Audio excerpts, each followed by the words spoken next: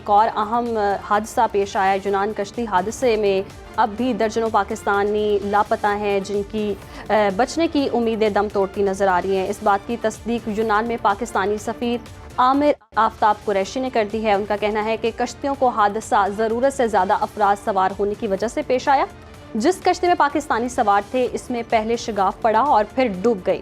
Libya से गैर कानूनी तरीके से जाने वाली 5 कश्तियों पर पाकिस्तानी सवार थे, और जिस कश्ती पर सवार थे उसका ना इंजन, ना ही वॉकी टॉकी और ना ही ड्राइवर, जबकि मुतासरा कश्ती में पाकिस्तानी बच्चे भी सवार थे और बच्चों को रोजगार और बेहतर मुस्तकबिल के लिए गैर कानूनी तरीके से यूरोप भेजने वाले वालिदैन ऐसा खेल ना खेलें। इस तरह अपने प्यारों को खतरनाक सफ़र की इजाज़त ना दें।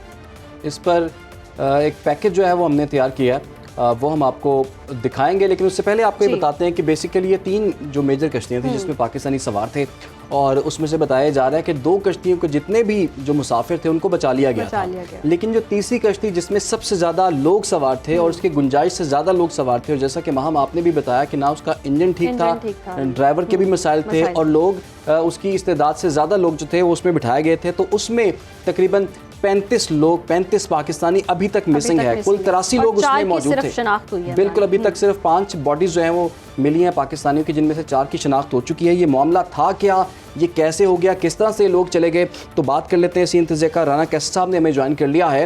राना कैसर साहब, ये जो बिलाशुबा ये बड़ा अंदोनाक वाकया है, इतनी कीमती जानें ज़ाया हो गई और ये पहला वाकया भी नहीं है।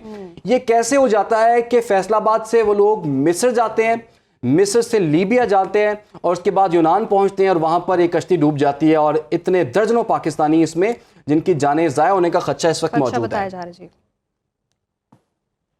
देखिए इमरान, ये कोई, जैसे आपने कहा, कोई पहला वाकया नहीं है, और ये कोई 1 साल 2 साल की बात नहीं है। ये पिछले 5-6 दहाइयों से ये वाकयात हो रहे हैं ऐसे, और पाकिस्तान से जो इमिग्रेंट्स का यहाँ से इनखला होता है, जैसे जाते हैं यहाँ से पाकिस्तान से लोग मुख्तलिफ यूरोपियन कंट्रीज़ की तरफ for in the search of a greener pasture basically, और ख़ास तौर पे पाकिस्तान के जो इलाके इसमें हैं जहाँ से ये लोग जाते हैं, वो ये हमारा गुजरात है, मंडी बहाउद्दीन है, जेहलम है, ये इर्द गिर्द की सराउंडिंग्स है ख़ास तौर पे, और फिर दीगर कुछ देहाती इलाके जो है हमारे पंजाब के और दूसरे इलाकों से। तो देखिए, ये कैसे जाते हैं, ये सवाल बहुत बड़ा है, और इस सवाल का जवाब कोई इतना मुश्किल नहीं है इमरान।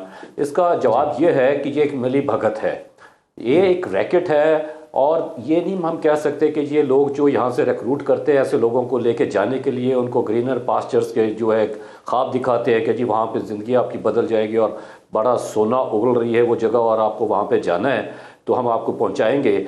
ये ऐसा नहीं है कि किसी एक बंदे का काम है, और ये खामोशी से ऑपरेट नहीं होते।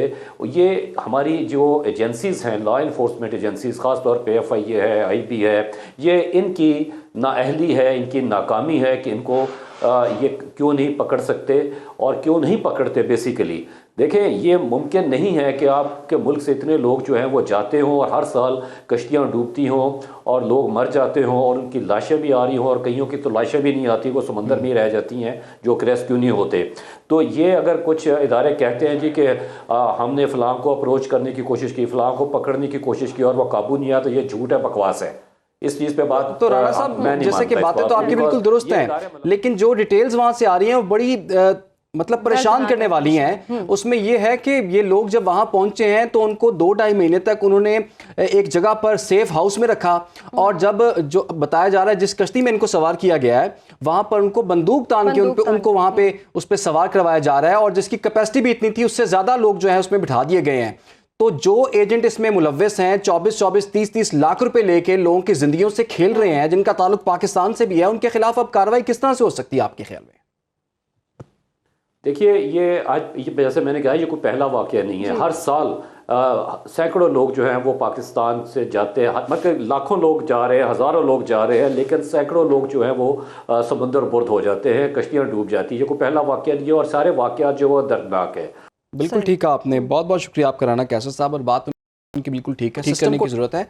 और ये भी आप देखें कि ये लोग जो थे वो गैर कानूनी तौर पर तरीके ट्रैवल कर रहे थे, जो कि एक गलत बात है। और इमरान, प्रोग्राम में इस इशू पर बात करने का मकसद भी यही है, अवाम में भी अवेयरनेस होनी चाहिए। खुदारा अपने प्यारों को इस तरह गैर कानूनी तरीके से ना जाने दे, क्योंकि जान बहुत कीमती है। चंद पैसों की खातिर या अच्छी बेहतर ज़िंदगी की खातिर जान गंवा देना भी ये भी बहुत अफसोसनाक है। तो अवाम को भी चाहिए इस हवाले से थोड़ा एहतियात करे। इदारे अगर मुलव्वस हैं या जो भी मुलव्वस है उनके खिलाफ तो कार्रवाई होनी ही चाहिए, जो कि हम बात भी कर रहे हैं और इंशाल्लाह उम्मीद भी करते हैं कि इस हवाले से कोई ठोस इकदाम किए जाएं, कार्रवाई हो और जितने भी पाकिस्तानी वहाँ फंसे हुए हैं उनकी तलाश जल्दी से जल्दी मुमकिन हो सके।